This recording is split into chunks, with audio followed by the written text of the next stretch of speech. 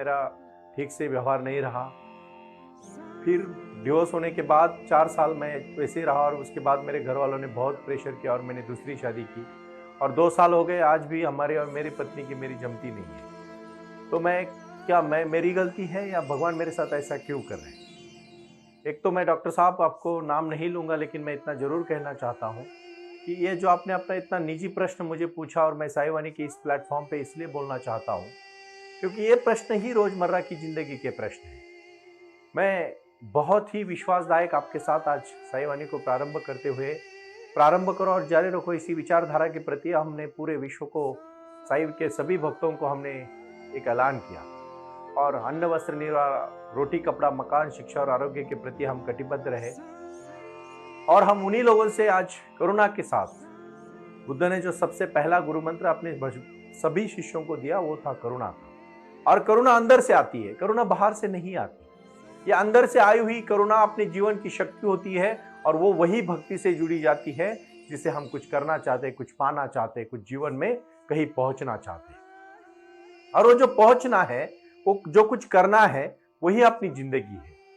Doctor साहब, मैं आपके प्रश्न का उत्तर तो देना चाहूंगा, लेकिन उसके पहले मैं एक कहानी कहना चाहता हूं। हर कोई इस दुनिया में परेशान है।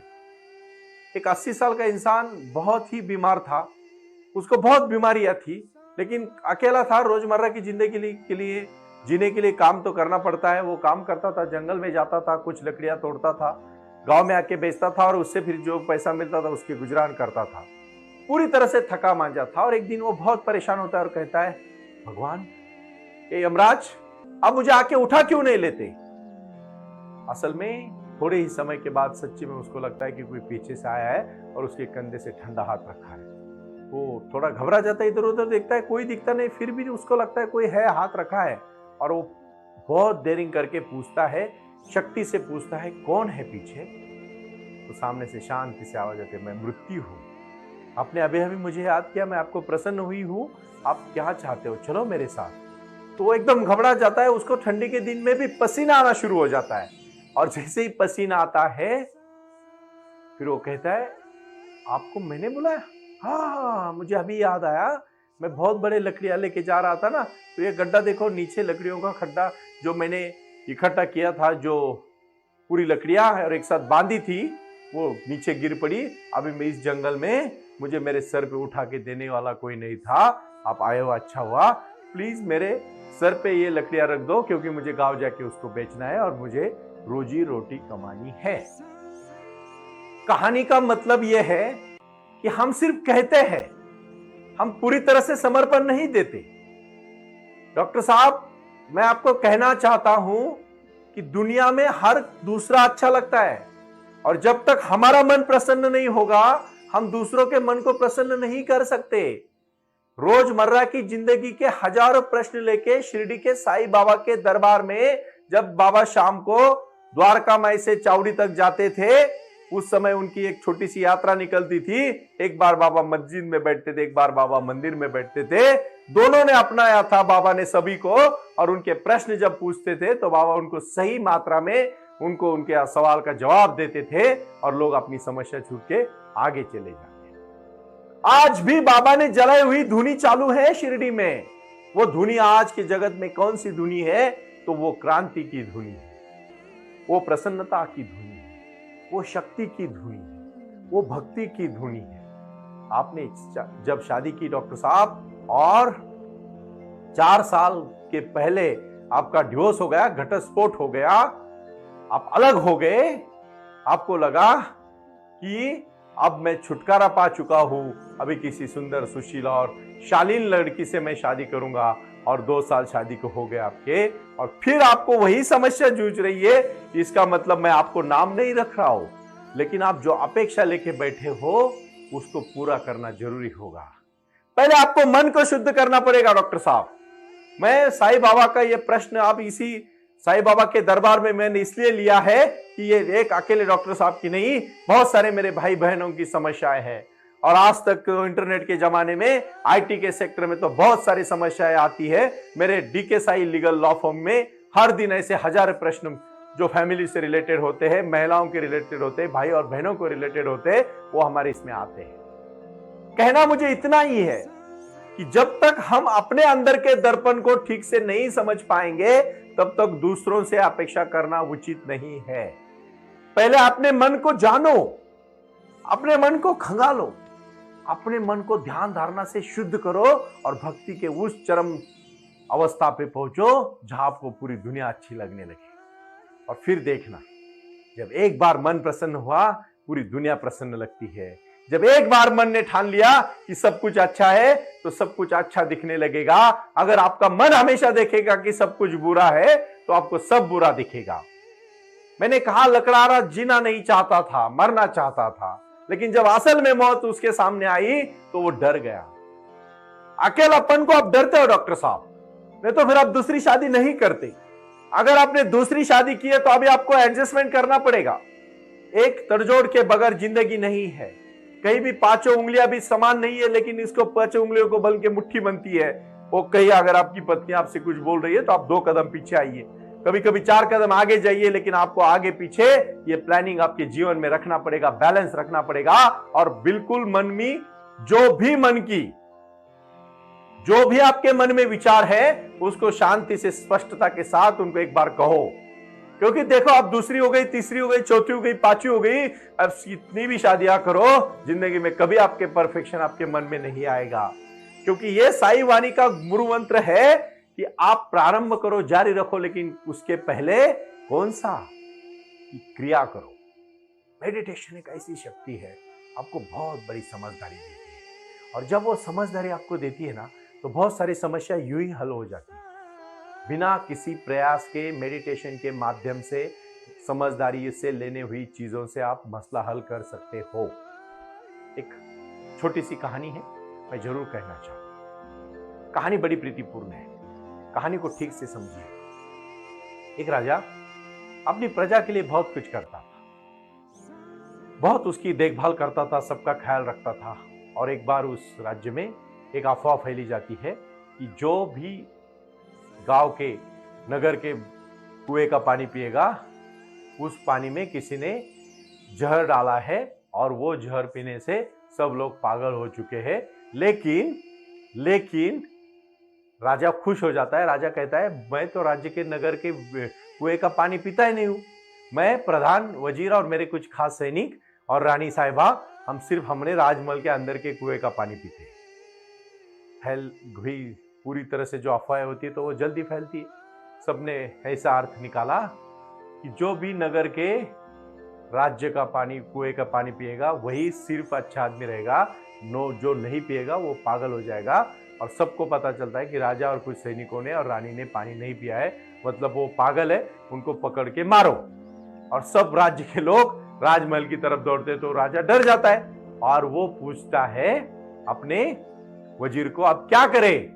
तो वजीर होता है, वो कहता है, महाराज एक ही कर सकते हैं राजे, अभी हम पीछे के दरवाजे से चले जाए और वही कुएं का पानी पिए जिस कुएं का पानी पी के सब लोग होशियार हुए हैं, सज्जन हुए हैं। क्योंकि वो हमें पागल समझ रहे, क्योंकि हमने उस कुएं का पानी नहीं पिया है, और आप समझ रहे थे कि जो वो उस कुएं का पानी पिएगा वो पागल होगा। डॉक्टर साहब, जो शादी करे वो कहावत है ना, जो खाए वो भी पछताए और जो न खाए वो भी पछताए। प्रश्न तो निजी है, जीवन में एक दूसरे का साथ होना चाहिए, लेकिन साथ सिर्फ शरीर का नहीं होता, साथ मन का होता है, साथ विचारों का होता है, साथ इंटेलेक्चुअल कम्युनिकेशन का होता है, साथ एक दूसरों के प्रति सजगता का होता है, प्यार का होता है, गहराई का होता है, सच्चाई का होता है, अपनापन का होता है, ट्रूथनेस का होता है, और कंधे से कंधा मिला के एक दूसरे के सुख में साथ देने का होता है। आप अभी एक चिंता ना करें, 1 महीना मैं आपको कहता हूं, आज से आप साई क्रिया को प्रारंभ करें। साई वाणी सुने, साई क्रिया को प्रारंभ करें। बहुत बार हम द्विधा मनस्थिति में जाले जाते हैं, तो उस समय एक ही बात करनी है, मन को स्थिर करके मन का ही सुनना चाहिए। किसी दूसरों के सुनोगे, अलग तरह के इंसान, समस्या तो आपकी है ना, आपकी समस्या, आप दूसरा कैसे उसका आंसर दे पाएगा। आपको अपनी समस्या को खुद के बलबूते पे नीचे स्तर पे जाके सोचना पड़ेगा, और उसके लिए आपको ध्यान करना पड़ेगा, मेडिटेशन करना पड़ेगा, साई क्रिया करनी पड़ेगी। और मैं दावे के साथ कह सकता हूं कि जब जब आप साई क्रिया करोगे, जीवन में बदलाव आएगा। आपको अपना मार्ग दिखेगा कि मुझे क्या करना चाहिए इस समय पे। और इसीलिए मैं कहना चाहता हूं, उठो, जागो, और तब तक मत रुको जब तक आपसे साई क्रिया नहीं होती, साई वाणी नहीं सुनते। और साई ध्यान आप नहीं करते। मेरा लक्ष्य यही है और इसीलिए आओ हमसे जुड़े। ये क्रांति करने के लिए आप साई वाणी का प्रारंभ करें और जारी रखें। इस मूलमंत्र को लेकर आप चले, इसी के माध्यम से जीवन में क्रांति आएगी। शिरडी के साई बाबा ने अपने हजारों करोड़ों भक्तों को आशीर्वाद दिया है और आज अनंत कोटि ब्रह्मांड नायक सच्चिदानंद श्री सद्गुरु साईनाथ महाराज की जय, ये जब नारा हम इस साई वाणी के माध्यम से लगाते हैं तो आपके जीवन में क्रांति करने के लिए लगाते हैं। ये क्रांति बहुत अच्छी क्रांति है और इस क्रांति को पाने के लिए पहले आप कटिबद्ध हो जाए, हमारी शाखाओं से जुड़े। अपने अपने राज्य में हमने शाखा शुरू की है और हर शाखा अपने भाई बहन ने जब अपने घर से लेके शुरू की है, वो मेरा हर एक नागरिक, एक साई का भक्त मेरे लिए एक शाखा है, क्योंकि उसी से जो क्रांति होगी वो क्रांति पे, सच्चाई पे मेरा आज भी विश्वास है और हमेशा रहेगा। सत्य और अहिंसा के प्रति कटिबद्ध होना और साई ध्यान और साई क्रिया करने से पहले शुद्ध विचार, शुद्ध आचार, शुद्ध मन, शुद्ध कृति, किसी के प्रति कोई जेलसी नहीं। सबका भला हो, मेरा भी भला हो, इसी क्रांति को लेकर हमें चलना है। सबका मालिक एक है, श्रद्धा और सबूरी है और प्रारंभ करो और जारी रखो है। इन्हीं विचारधाराओं के प्रति सजगता के साथ खुशी से काम करो। खुशियां बांटोगे, जीवन खुशी से बह जाएगा और खुशियां दोगे तो खुशी मिलेगी, दुख दोगे तो दुख मिलेगा। बहुत बेसिक चीजें कहता हूं मैं बहुत बार, बट बेसिक चीजें ही जिंदगी है। बड़ा बड़ा सोचोगे कुछ नहीं कर पाओगे। खाली बोलने से, बड़ी बड़ी किताब रटने से कुछ नहीं होता। रोजमर्रा की जिंदगी में आई हुई समस्या को अपने बलबूते पे शांति से छोड़ना, स्थिर होके, मन स्थिर करके, स्थिरता के साथ, स्तब्धता के साथ आगे चलना और कहीं पहुंचने का जब आनंद होता है खुद के बलबूते पे, वो बहुत प्यारा होता है, बहुत न्यारा होता है। और वो जो आनंद होता है ना भाई और बहनों, उसको कोई रोक नहीं सकता, कोई रोक नहीं सकता। जो खुशी होती है, जो मन लगता है, जो कार्य करने में हम जुड़ते हैं ना, उसी से बहुत आनंद आता है। हल्का लगेगा। लगातार आप प्राणायाम के जो क्रिया करोगे, ये प्राणायाम की क्रिया इतनी बड़ी शक्ति है ना, आपको किसी दोहरी शक्ति की जरूरत नहीं पड़ेगी। अपने अंदर की शक्ति को जलाओ। ये प्राण ऊर्जा को पूरी शरीर में, नस नस में भर दो। हर नस में, हर आपके सेल्स में जब वो सांस जाएगा ना, वो शक्ति का सांस जो निगेटिविटी को बाहर फेंके, पॉजिटिविटी को अंदर लेंगे। और ये क्रिया आधा घंटा 20 मिनट करोगे। 20 मिनट साई क्रिया, 20 मिनट साई ध्यान और 20 मिनट साई वाणी सुनोगे, पूरे जीवन में बदलने की क्रांति होगी। क्योंकि ये शक्तियां हैं, ये शक्तियां अपने अंदर छुपी है। अपने को कहीं मनुष्य जन्म को इतनी बड़ी शक्ति भगवान ने दी है। सबसे पहले तो मैं कहूंगा मनुष्यों को विचार प्रदान करने की शक्ति दी है। एक दूसरे के प्रति वो अपने भावनाओं को सादर कर सकते हैं, इसीलिए उनको दुख दर्द कम होगा। बाकी प्राणियों का ऐसा नहीं है। बड़ा प्राणी छोटे प्राणी को खा लेता है, लेकिन कम से कम इंसान कितना भी बड़ा हो तो दूसरे को मारता तो नहीं है ना। जो मारते हैं वो गलत है, वो जानवर है, क्योंकि उनको पता ही नहीं चला कि हमारा जन्म किस लिए हुआ है, हमारे हाथ में कौन सा शस्त्र दिया है। मैं हमेशा कहता हूं, जो बुरी आंखों से आप बुरा बोल देख सकते हो, उसी बुरी आंखों से अच्छा देख सकते हो। जो मुंह से गालियां दे सकते हो, गलत गलत अनाप शनाप बातें कर सकते हो, उसी मुंह से आप संस्कृत के श्लोक और अच्छा पारायण भी कर सकते हो। जो चीज, जो शक्ति, जो भक्ति जो आपको अच्छे मार्ग पे लेके जा सकती है, उसी के राह पर चलो। थोड़ी तकलीफ जरूर होगी, लेकिन याद रखना वो तकलीफ आपको जिंदगी में कभी हराएगी नहीं, क्योंकि ये भक्तियां और ये शक्तियां अपने अंदर होती है। मैं हमेशा कहता हूं और हमेशा कहता रहूंगा कि अपने को अपना ही जीवन जीना है। कोई आपकी समस्या कम नहीं करेगा। सिर्फ आपको मार्ग दिखाने का काम एक अच्छा सदगुरु कर सकता है, और अपने जीवन में एक अच्छा सदगुरु को मिलाना, सदगुरु अपने को मिलना, इससे ज्यादा खुशी की बात कुछ हो ही नहीं सकती। जीवन एक मानस शास्त्र की तरह से जियोगे। हर समस्या को बड़ी सजगता से साथ देखोगे, हर समस्या को डट के खड़ा होकर उसका सामना करोगे। हर चीज को, हर जीवन में आई हुई समस्या को डट के खड़े रहो। आपसे बुरी बड़ी कोई समस्या नहीं है। हर समस्या आपको भाग जाएगी, आपको देख के भाग जाएगी, इतनी ताकत है आप में, लेकिन आप डट के खड़े नहीं होते हो। आप खुद का आत्मविश्वास कम करते हो ना, इसीलिए आप हार जाते हो। आज मैं सबसे पहले कहूंगा, आत्मविश्वास को बढ़ाओ। जो आत्मबल की शक्ति है उसको बढ़ाओ। आपको कोई नहीं रोकेगा, कोई कभी नहीं, आप थक जाओगे। इसीलिए मैं आखिरी में कहता हूं, उठो भाइयों, जागो, प्रारंभ करो और जारी रखो। ओम साई राम। ओम साई राम। प्रारंभ करो, जारी रखो। इसी विचारधारा से साई वाणी का प्रारंभ हुआ। शिरडी के साई बाबा का आशीर्वाद पाके खुद अपने जीवन में एडवोकेट डॉक्टर सुनील नाना साहेब करपे जी ने साई वाणी के इस कार्यक्रम को प्रारंभ करते हुए 21वीं सदी को सही में साईं बाबा के आशीर्वाद से लोगों के जीवन में बदलाव एवं खुशियां लाने के लिए साई वाणी का प्रारंभ किया। लगातार लोग साई वाणी को सुनते आ रहे हैं। साई कृपा जो साई ध्यान से जुड़ी हुई है, क्योंकि मेडिटेशन ही एक ऐसी शक्ति है जो जीवन में क्रांति ला सकती है, बदलाव ला सकती है और खुशियां दे सकती है। लेकिन उसके लिए प्राणायाम बहुत महत्वपूर्ण है और अपने संकल्प के प्रति अडिग रहकर उन्होंने प्राणायाम की श्रृंखला को अपने शक्ति से जोड़ा और उसको साई क्रिया के माध्यम से साई ध्यान के प्रति वो लगातार लेके चले गए। इन सब क्षेत्रों के लिए एक ऐसा परिक्षेत्र होना चाहिए जहां लोग आए और रुके। शिरडी में साईं बाबा के समाधि के आशीर्वाद के बाद उनको ज्ञान और ध्यान दोनों की शक्ति देने का प्रयास किया जा रहा है।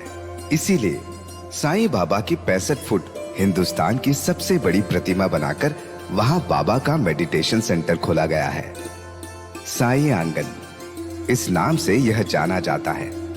देऊळगाव गाड़ा, तालुका दौंड, जिला पुणे, यहाँ साई आंगन की और बारामती क्षेत्र में साई आंगन में इसी क्षेत्र की निर्मित करते हुए उन्होंने यहाँ निजी व्यवस्था के साथ बच्चों के लिए गुरुकुल सिस्टम का इंग्लिश माध्यम का स्कूल, जहाँ बच्चे पढ़े और जहाँ बच्चे गुरुकुल में रहकर गुरुकुल के माध्यम से गुरुर ब्रह्मा गुरुर विष्णु गुरुर देवो महेश्वरा गुरु साक्षात परब्रह्म तस्मै श्री गुरुवे नमः इसका ज्ञान ले पाएं।